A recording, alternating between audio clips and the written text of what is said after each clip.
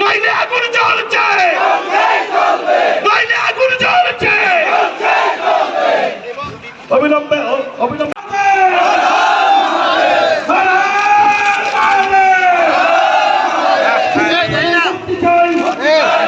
মুক্তি চাই,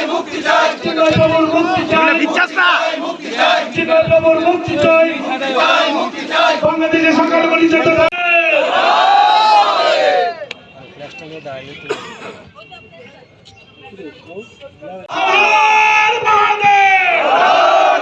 মুক্তি চাই, মুক্তি চাই, মুক্তি চাই, চিন্ময় প্রভুর মুক্তি চাই, মুক্তি চাই, মুক্তি চাই, চিন্ময় প্রভুর মুক্তি চাই, মুক্তি চাই, মুক্তি চাই। বিহারের সন্ন্যাসীগণ ইচ্ছা বুঝছো, আপনি ইচ্ছাও না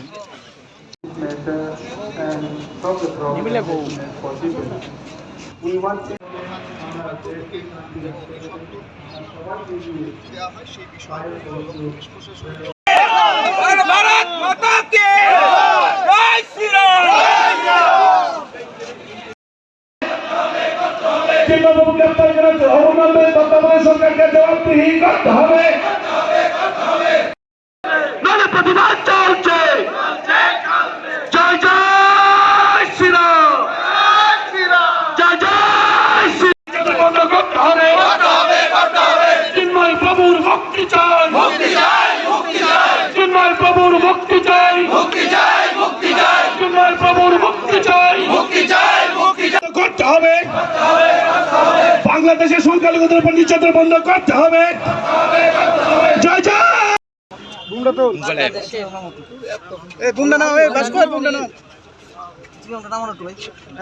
বাংলাদেশ থেকে যখন উনি বেরিয়ে গেছেন তারপর থেকেই বাংলাদেশের যে অস্থির পরিবেশ তৈরি হয়েছে সেই জায়গায় আমাদের যারা সংখ্যালঘুরা রয়েছেন তাদের উপরে অমানবিক নির্যাতন শুরু হয়েছে।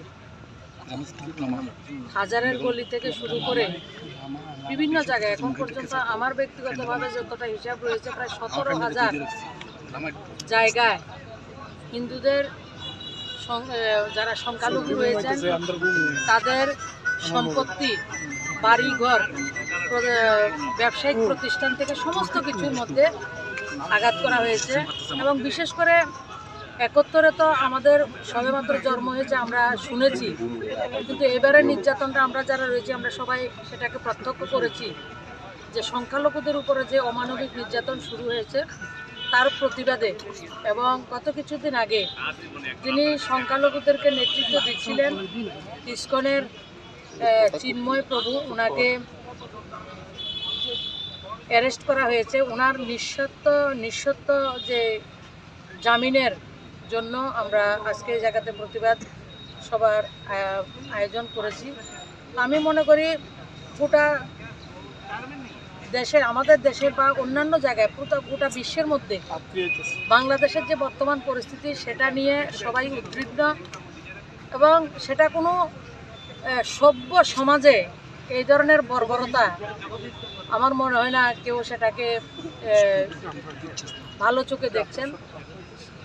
আপনার বিশেষ করে যারা সনাতনী, যারা সংখ্যালঘু রয়েছেন তারা সম্পত্তি লুট হচ্ছে, তাদেরকে জোর করে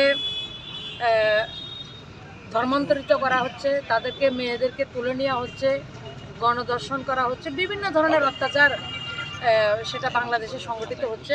তার বিরুদ্ধে সবাই আমার মনে হয় কথা বলা দরকার।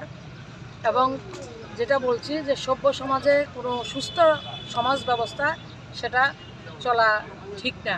তো আমরা এই দেশের নাগরিক যারা রয়েছে, আমাদের ত্রিপুরা বলুন, ওয়েস্ট বেঙ্গল বলুন, আমরা বিহারের কিছু অংশ, উড়িষ্যাতে, আসামে, আমিও ব্যক্তিগতভাবে আমার পূর্বজ যারা রয়েছে তারা সেই দেশ থেকে এসছে।